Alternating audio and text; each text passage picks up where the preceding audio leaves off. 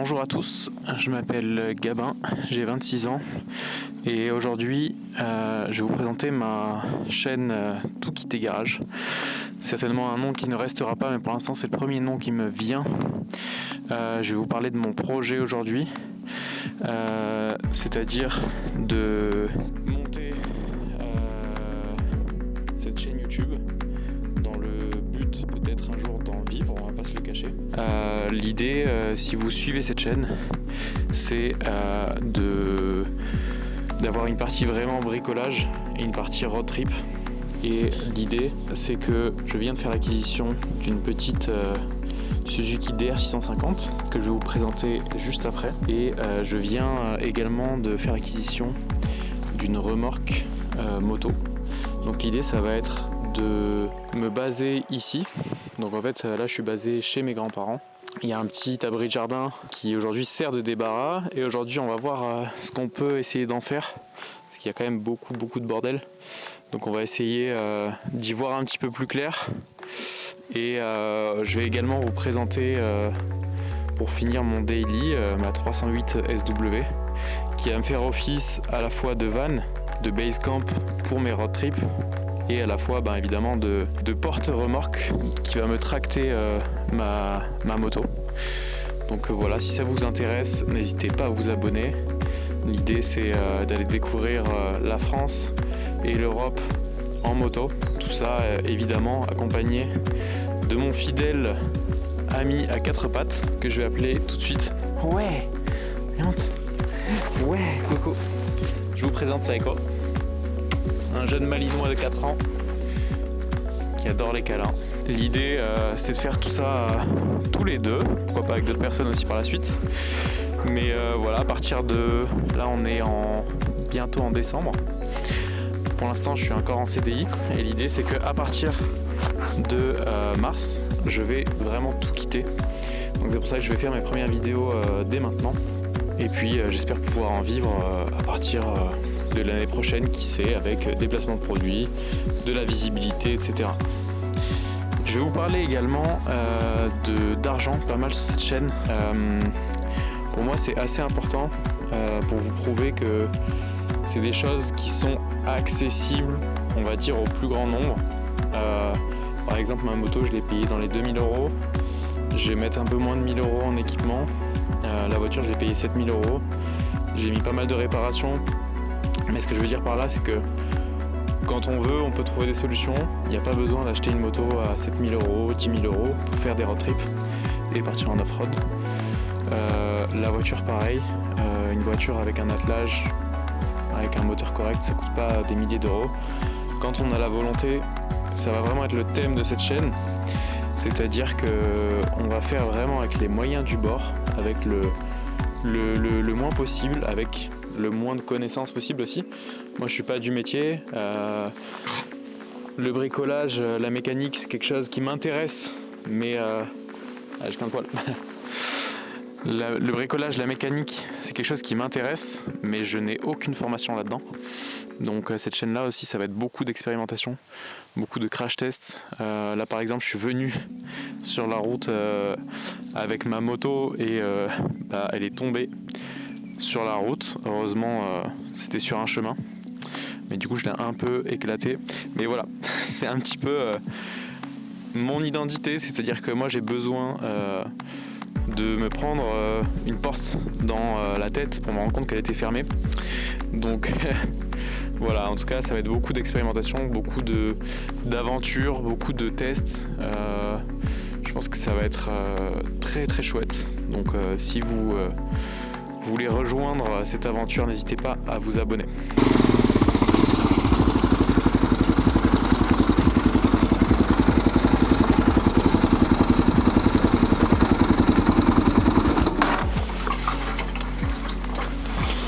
Alors,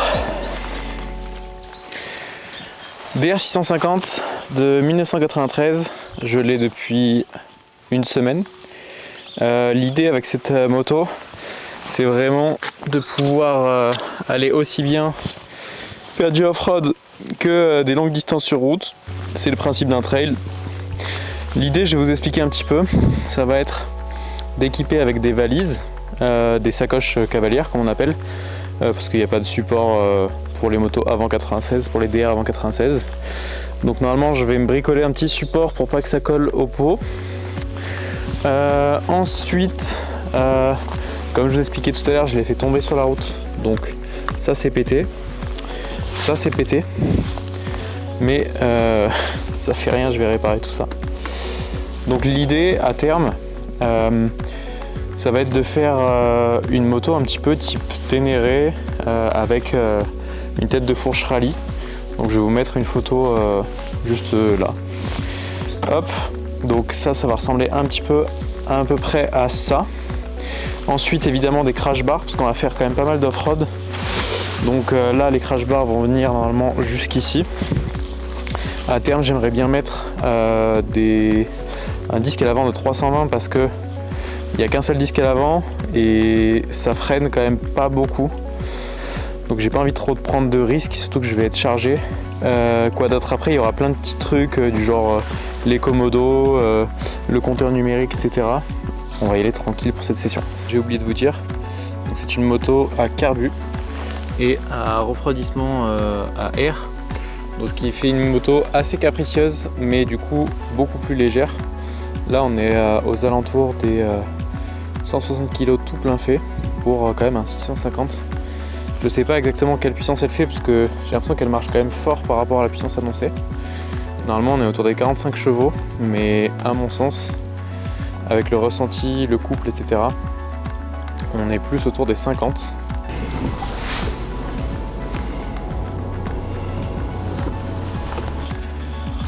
« 308 SW Blue HDI ». Donc là-dessus, alors je sais pas si ça va parler à tout le monde, on a un 2 litres HDI qui à la base fait 150 chevaux, qui est stagé à quasiment 200 chevaux. Donc c'est quand même un beau petit daily et à la fois ça consomme rien, donc c'est vraiment une voiture géniale. C'est une voiture qui m'a coûté 7000 € il y a environ 6 mois.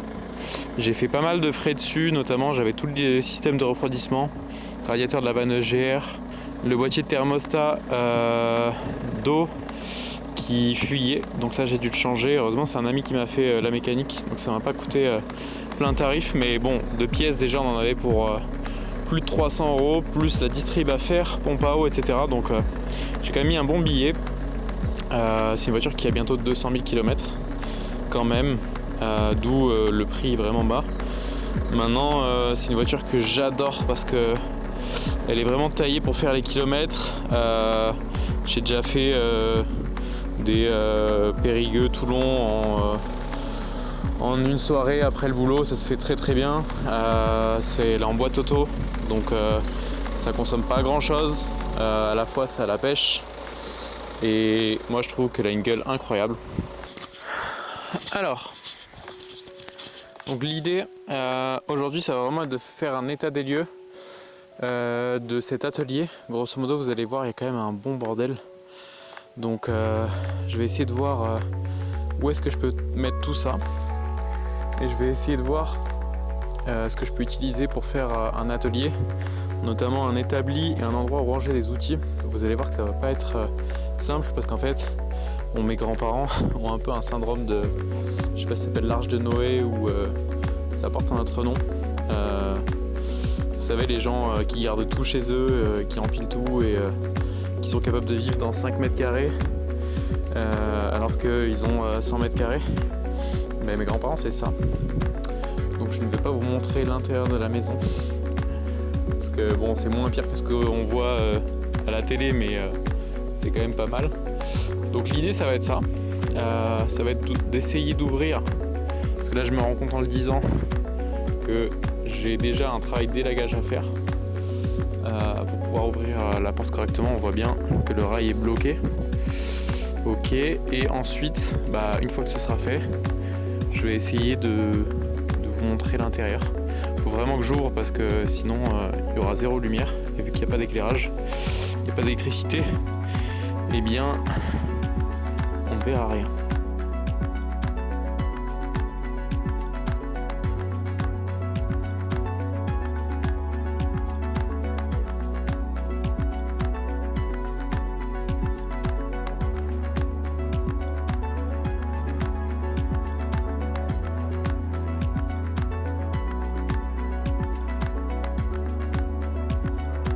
Donc je vous ai raconté plein de choses, notamment que j'allais devoir aller chercher une pelle. Est-ce que ça ne vous fait pas penser à quelque chose? Une petite pelle des tranchées. C'était à mon grand-père, je pense.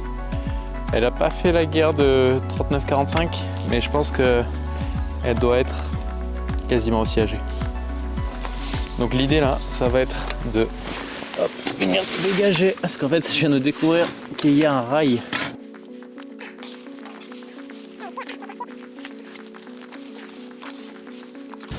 Donc là, ça avance pas mal. C'est pas parfait, mais je pense que pour aujourd'hui, ça ira très bien. L'idée, c'est vous montrer un petit peu l'ampleur des dégâts. Donc, je vais essayer juste de faire un petit accès. Et puis après, je vous montre tout ça en vidéo.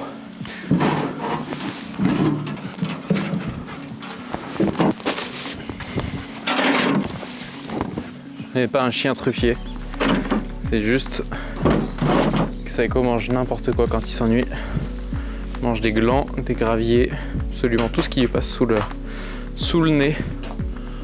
Voilà, et donc du coup ce que je disais, c'est que ce qui est assez ouf ici, c'est qu'il y a une fosse juste en dessous. Et du coup ça va être très très cool pour mes futurs entretiens. Une petite vidange, etc.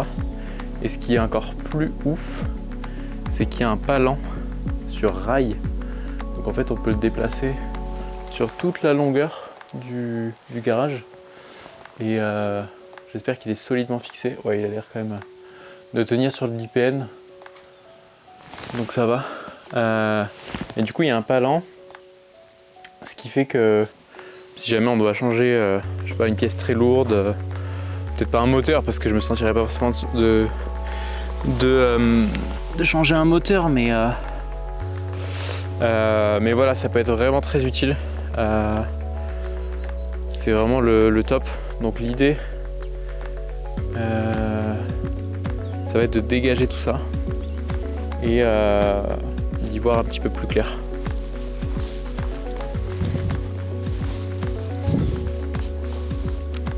Donc ça pardon, c'est le fameux palan. Hop.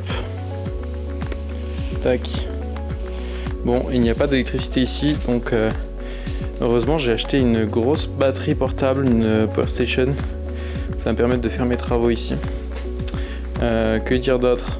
Ici, sous mes pieds, il y a une fosse. Très pratique pour faire les vidanges. Et là, il y a un tas de bordel. Pas possible. Voilà donc l'idée, là je vous ai un petit peu tout montré l'ampleur du projet. L'idée pour l'instant c'était pas forcément d'agir, mais plutôt de faire un état des lieux de ce gros bordel. Là maintenant je vais aller faire un petit tour avec la DR650 pour vous montrer ce qu'elle a dans le ventre. Et puis pour la tester moi aussi en off-road parce que je l'ai jamais vraiment testé. Je vais vraiment y aller doucement. Je vais vraiment y aller doucement parce que c'est mouillé, que moi j'ai pas l'habitude, j'ai jamais fait de off-road, j'ai pas de crash bar, j'ai pas d'équipement, donc je vais y aller vraiment tranquille. Je vous donne rendez-vous dans une prochaine vidéo. N'hésitez pas à vous abonner si ça vous a plu, à me dire ce que vous en avez pensé dans les commentaires, c'est très important. En tout cas, moi j'ai pris plaisir à faire cette première vidéo, j'espère que vous avez pris plaisir à la regarder aussi. Je vous fais des gros bisous et à une prochaine. Ciao.